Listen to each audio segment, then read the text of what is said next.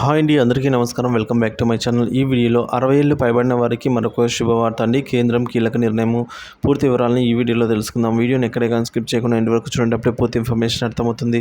అలాగే వీడియోకి ఒక లైక్ కొట్టండి ఫ్రెండ్స్. వీడియోలోకి అయితే వెళ్ళిపోదాము. ఫ్రెండ్స్, ఇక విషయానికి వచ్చినట్లయితే నిర్మలా సీతారామన్ గారు 60 ఏళ్ళు దాటిన వారందరికీ గుడ్ న్యూస్ అందించారండి. అన్ని రాష్ట్రాలకు కూడా ఇదే వర్తిస్తుందని అయితే తెలిపారు. ఇటీవల ప్రకటనలో భాగంగా సీనియర్ సిటిజన్లు మరియు పెన్షనర్లకు కొన్ని ఆశాజనకమైన అప్డేట్లను అయితే అందించారు.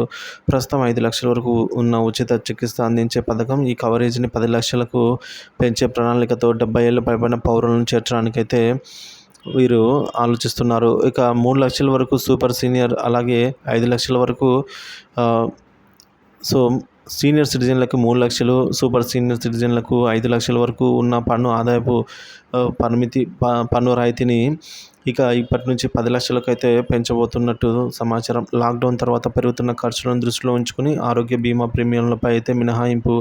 ప్రస్తుతం 25,000గా ఉన్న వాటిని ₹1,00,000 వరకు పెంపు. సీనియర్ సిటిజన్ సేవింగ్స్ స్కీమ్ వడ్డీ రేటు ప్రస్తుతం 8.2% వద్ద ఉంది.